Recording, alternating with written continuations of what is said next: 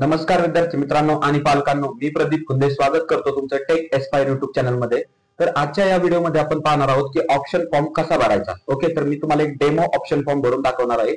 Option form भरण्याची तारीख असणार आहे 26 तारीख ते 28 तारीख, म्हणजे 26 जुलै 2025 ते 28 जुलै 2025. आपल्याकडे 3 दिवस आहेत, बरोबर. त्यासाठी घाई नका करू, ठीक आहे. पण या व्हिडिओमध्ये तुम्ही समजून घ्या की ऑप्शन फॉर्म कसा भरायचा.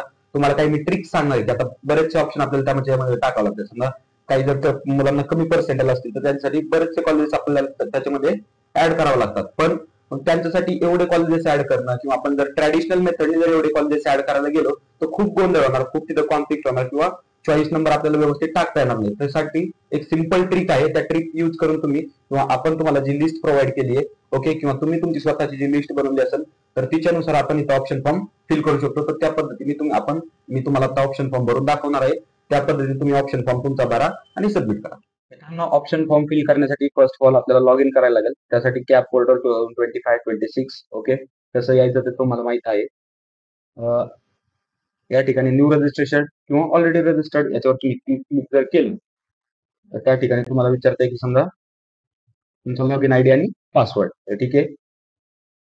आपण या ठिकाणी साइन अप करू. इथपर्यंत सर्व मुलांना माहिती आहे, ओके. देन या ठिकाणी centralise admission process, okay, technical education, then bachelor of engineering, okay. या गोष्टी किंवा या स्टेप सर्व विद्यार्थ्यांना माहित आहे. त्या ठिकाणी तुम्हाला तुमचे डिटेल्स दिसतील, बरोबर.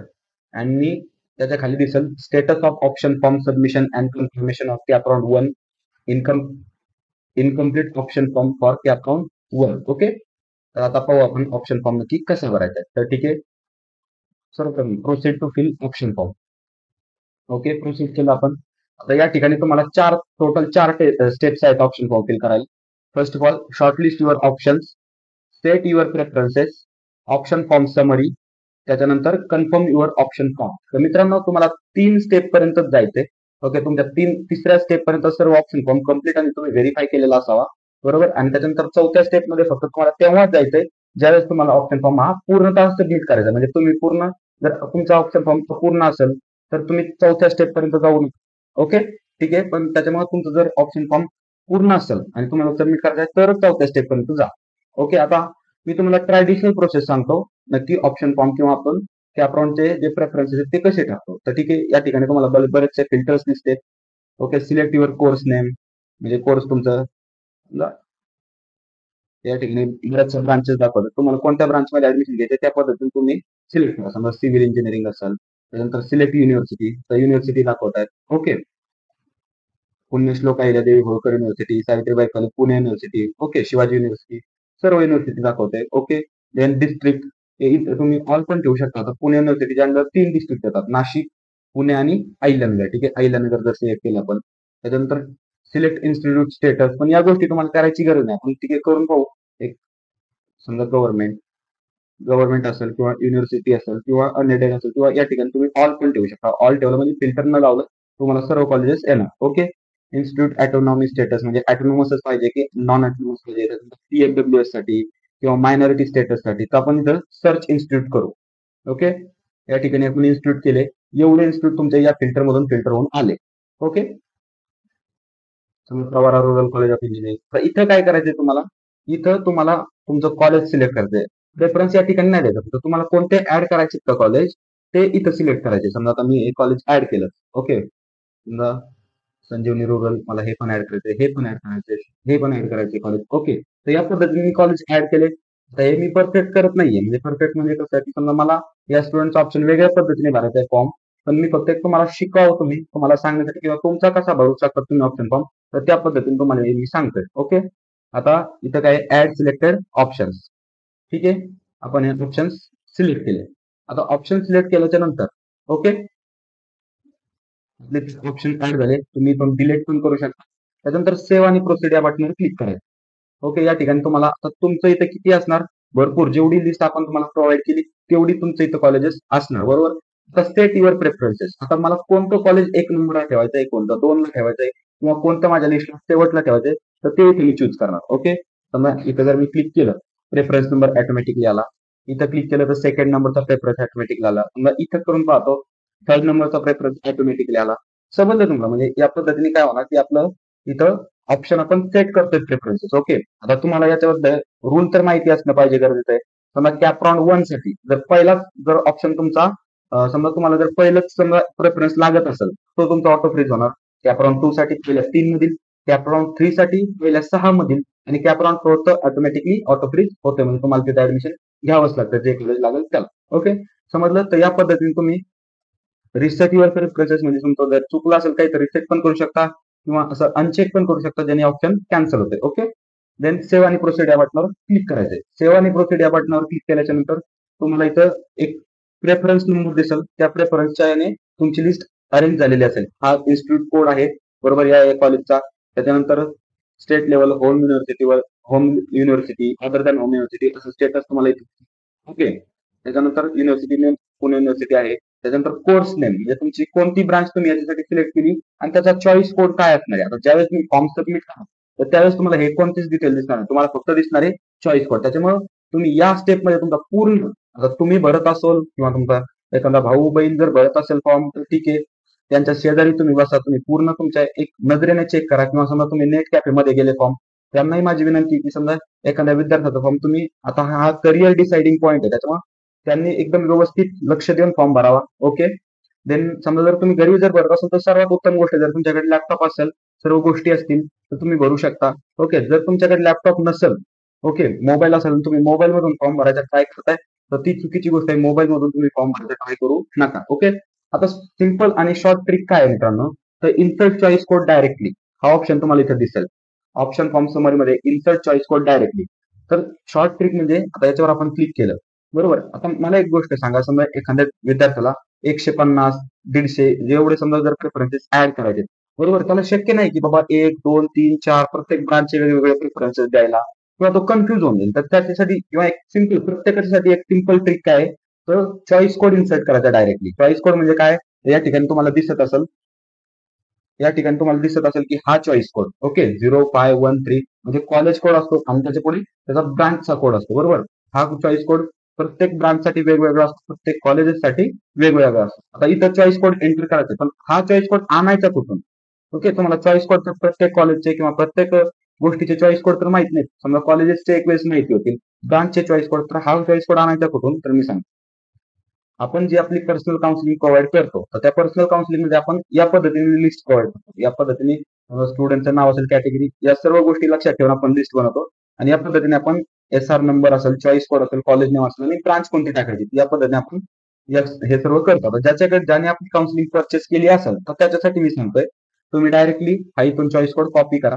ओके, इथं डायरेक्टली तुम्ही हा चॉईस कोड कॉपी करा, आणि त्याच्यानंतर काय करा, या ठिकाणी येऊन डायरेक्टली हा चॉईस कोड पेस्ट करा. हा चॉईस कोड पेस्ट करा, त्याच्यानंतर व्हेरीफाय चॉईस कोड म्हणा. व्हेरीफाय चॉईस कोड केल्याच्या नंतर institute name COEP technological university, त्याच्यानंतर कोर्स नेम काय आहे, कॉम्प्युटर सायन्स अँड इंजिनिअरिंग, बरोबर. आणि महत्वाचं म्हणजे हा प्रेफरन्स तुम्हाला कुठे ऍड करायचा, बरोबर. समजा 1 नंबरला मला ऍड करायचा आहे इन्सर्ट चॉईस. ओके, तुम्ही इथं पाहू शकता COEP टेक्नॉलॉजिकल युनिव्हर्सिटी माझ्या इथं ऍड झालंय. अशा पद्धतीने तुम्ही फॉर्म भरू शकता. आता समजा इथं काय होणार, ज्या वेळेस तुम्ही चॉईस कोड ऍड करत जाणार, समजा आता लास्टचा तुमचा चॉईस कोड, आपला लास्टचा चॉईस कोड 4 नंबरचा. ओके, तर या ठिकाणी ते डायरेक्टली 4 दाखवतो. म्हणजे मग तुम्हाला अजून करूनच दाखवतो, म्हणजे कशा पद्धतीने तुम्ही करू शकता. समजा ही लिस्ट आहे, आणि तुम्हाला जर या पद्धतीची लिस्ट पाहिजे असेल, तर आपल्या पर्सनल काउन्सिलिंगला एनरोल करा. तुम्हाला लगेच लवकरात लवकर तुमच्या याच्यानुसार लिस्ट मिळून जाईल. ओके, आता समजा आता PICTचं CS आहे, समजा आता VJTI CS आपण कन्सिडर करू. ओके, चॉईस कोड कॉपी केला, त्याच्यानंतर या ठिकाणी आलो आपण, या ठिकाणी insert choice code. Okay, verify choice code verify करायचा. म्हणजे चॉईस कोड थोडक्यात रॉंग जर असेल तर ते सांगतं तिथं रॉंग आहे, म्हणजे ऍड होत नाही, काही घाबरायचं काय कारण नाही. ओके, इथं पहा, वीर माता जिजाबाई टेक्नॉलॉजिकल इन्स्टिट्यूट, त्याच्यानंतर कॉम्प्युटर इंजिनिअरिंग, आणि चॉईस कोड कुठे कुठे ऍड करायचं, बरोबर.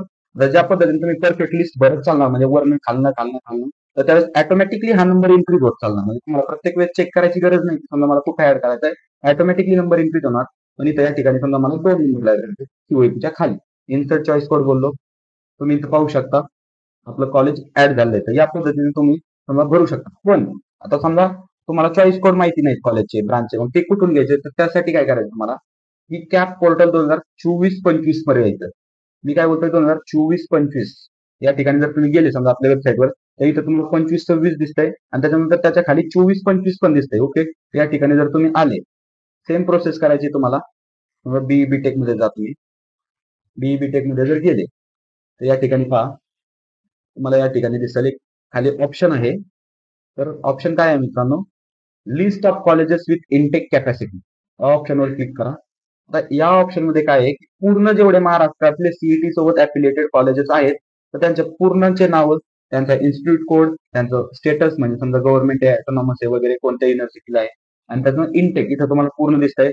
म्हणजे तुमची लिस्ट बनवत असताना हा डाटा तुमच्यासाठी खूप इम्पॉर्टंट आहे ना. हा ट्रस्टेड डाटा शेवटी सीईटी सेलच्या वेबसाईटवर आहे. समजा आपण एखादं कॉलेज कन्सिडर करू, government college of engineering Amravati. आता हा त्याचा इन्स्टिट्यूट कोड आहे काय, 101002. तर ठीक आहे, या ठिकाणी आपण इन्स्टिट्यूट कोडवर टच केल्यानंतर तुम्हाला दिसेल institute code, institute name, institute address, region, status म्हणजे गव्हर्नमेंट आहे की प्रायव्हेट आहे, त्याच्यानंतर डिस्ट्रिक्ट कुठे येतो, ऑटोनॉमस आहे की नाही, मायनॉरिटी स्टेटस तुम्हाला दिसून जाईल. त्याच्यानंतर याच्यामध्ये कोणकोणत्या ब्रांचेस आहेत त्या ब्रांचेस तुम्हाला इथं समजतील, बरोबर. आणि मेन म्हणजे त्या ब्रांचेसचा असणारा चॉईस कोड. तर तुम्ही चॉईस कोड इथून डायरेक्टली कॉपी करू शकता. आता मला एक तुम्हाला कन्फ्युजन दूर करायचं आहे की समजा ज्या विद्यार्थ्यांना TFWS ला अप्लाय करायचंय, आता TFWS ला अप्लाय कसं करायचंय की समजा आता फॉर एक्झाम्पल आता 2 मिनिटांसाठी कन्सिडर करू की मला या कॉलेजच्या TFWS ला अप्लाय करायचं, म्हणजे सिव्हिल इंजिनिअरिंगच्या TFWS ला अप्लाय करायचं. मी काय करेन, फर्स्ट ऑफ ऑल आता या ठिकाणी समजा स्टुडंटचं जर TFWS मध्ये त्याला यस केलं असेल तरच त्यांना अप्लाय करता येणार आहे, बरोबर. तर त्याच्यामुळे अगोदर काय करायचंय की TFWS चा कोड टाकायचा. आता TFWS चा कोड आणि नॉर्मल कोड मध्ये फरक काय असणार मित्रांनो, की TFWS च्या कोड मध्ये शेवट टी असणार आहे, म्हणजे तो TFWS आहे. ओके, तुम्ही काय करू शकता, समजा COEP Pune, COEP CS T म्हणजे TFWS, त्याच्यानंतर आपला normal code COEP CS. Okay, त्याच्यानंतर सेम पद्धतीने समजा PICTCS TFWS, PICTCS आपला नॉर्मल कोड. ओके, या पद्धतीने तुम्हाला TFWS च्या सीटला अप्लाय करायचंय.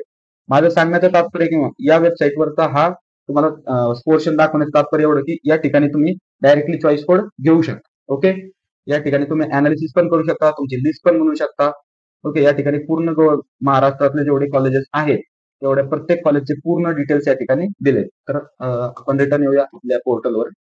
तर मित्रांनो या पद्धतीने आता मी तिथून चॉईस कोड एक कॉपी केलाय. ओके, आता तो मला इथं इन्सर्ट करायचा आहे. ठीक आहे, मी इन्सर्ट केला. आता कोणत्या कॉलेजचा आहे हे एकदा मी चेक करणार. काय, government college of engineering Amravati civil engineering. Okay, आता ऍड कुठं करायचं आहे मला, ठीक आहे, मला आता 5 नंबरला ऍड करायचं आहे. लगेच इन्सर्ट चॉईस कोड म्हणा, ऑटोमॅटिकली कॉलेज तुमच्या याच्यामध्ये ऍड होऊन जाईल, government college of engineering Amravati. समजलं. तर या पद्धतीने तुम्ही तुमचा ऑप्शन फॉर्म व्यवस्थित भरू शकता. ऑप्शन फॉर्म भरताना काय काळजी घ्यायची की ऑप्शन फॉर्म भरताना एकही मिस्टेक, झिरो मिस्टेक अलाउड नाही. जर या ठिकाणी मिस्टेक झाली तर पुढे 4 वर्ष तुमचे वाया जाणार, एवढं लक्षात ठेवा. तर विचार करा, समजा तुम्ही हा फॉर्म भरताय, आता ठीक आहे हा मी एक डमी फॉर्म भरला म्हणजे तुम्हाला फक्त सांगाय पुरतं, कारण भरताना आपण तर समजा या लिस्ट नुसारच फॉर्म भरणार. ओके, आता जे काउन्सिलिंगचे विद्यार्थी आहेत, काउन्सिलिंगच्या विद्यार्थ्यांसाठी माझं सांगणं आहे पहिल्या ऑप्शन पासून, ओके, पहिल्या ऑप्शन पासून तर शेवटचा जो तुमचा ऑप्शन आहे तुमच्या लिस्टमध्ये ते पूर्ण भरा.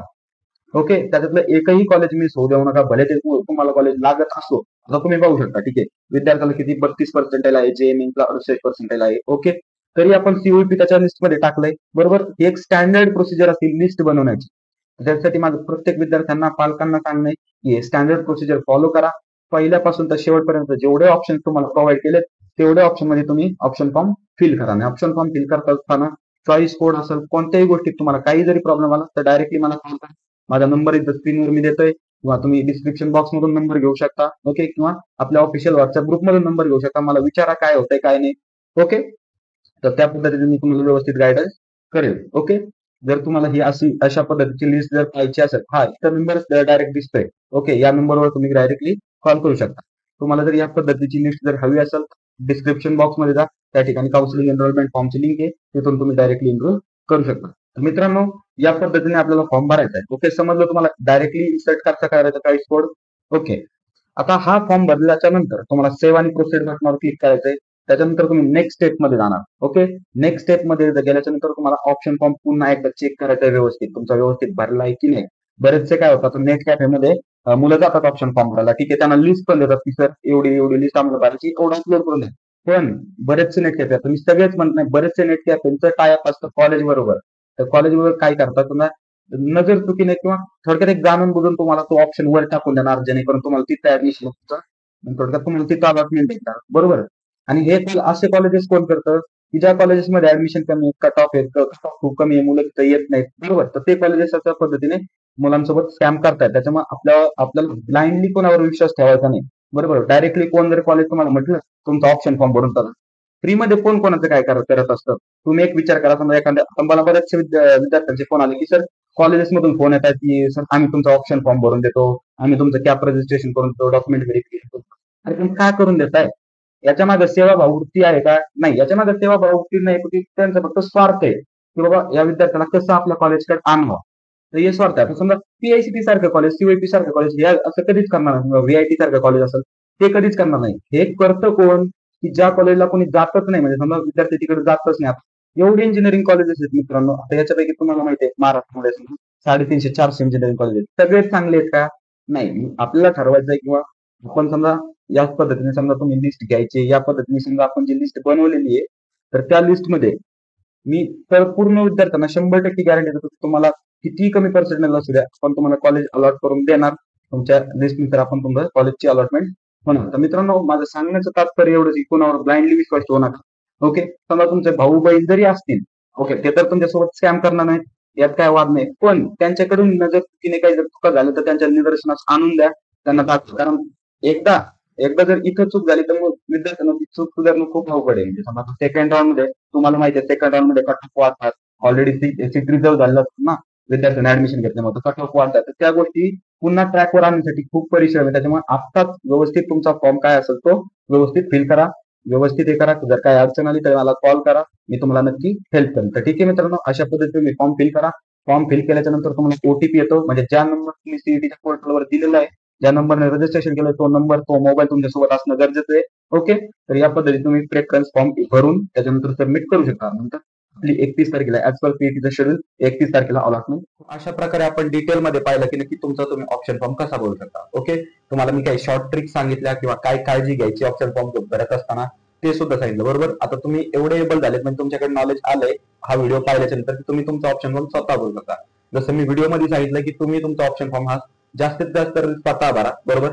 जर तुमचे मोठे भाऊ बहीण जर कोणी असतील तर ठीक आहे, त्यांच्याकडे द्या भरायला, पण तुम्ही तिथं साईडला बसा, बरोबर. तुमचा हा भविष्याचा प्रश्न आहे, तुमचं पुढचे 4 वर्षाच्या वर डिपेंड होणार आहे. त्याच्यामुळे ऑप्शन फॉर्म हा 2, 3, 4 वेळेस तुम्ही पूर्ण चेक करा. सबमिट केल्याच्या नंतर फक्त आणि फक्त तिथं नंबर्स दिसतात, म्हणजे चॉईस कोड दिसतात. ते चॉईस कोड एकदा चेक करून पहा, म्हणजे कोणत्या कॉलेजचे आहेत कोणत्या नाही, बरोबर. तुमच्या लिस्ट सोबत ते मॅच होत आहे की नाही, आणि मगच ऑप्शन फॉर्म तुम्ही सबमिट करा, बरोबर. तर मित्रांनो, जर तुम्हाला कॉलेजची लिस्ट हवी असेल, बरोबर, तर आपल्या तुम्ही पर्सनल काउन्सिलिंगसाठी एनरोल करा. आता तुम्हाला कळलंच असेल की कॉलेजची लिस्ट किती इम्पॉर्टंट ऑप्शन फॉर्म. ज्यावेळेस तुम्ही बसणार ऑप्शन फॉर्म फिल करायला, तुमच्याकडे कॉलेजची लिस्ट असेल आणि तुम्ही फक्त 1-2-4 कॉलेज निवडणार, ते लागतायत की नाही, त्याची प्लेसमेंट कशी आहे, नक्की त्याचा कट ऑफ किती आहे, या सर्व गोष्टीचे अनालिसिस करूनच आपण लिस्ट बनवतो.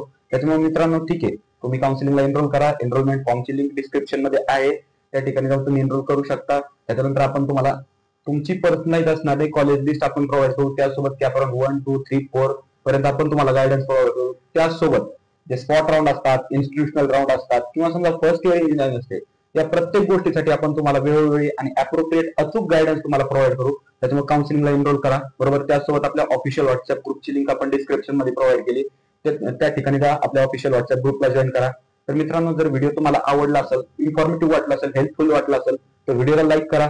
जर चॅनलवर तुम्ही नवीन असाल तर चॅनलला सबस्क्राईब करा. बरेचसे विद्यार्थी काय करतात की व्हिडिओ पाहतात पण चॅनलला सबस्क्राईब करत नाही. ठीक आहे मित्रांनो, चॅनलला तुम्ही सबस्क्राईब करा. ओके. तर भेटूया नेक्स्ट व्हिडिओमध्ये अशाच एका इन्फॉर्मेटिव्ह टॉपिक सोबत.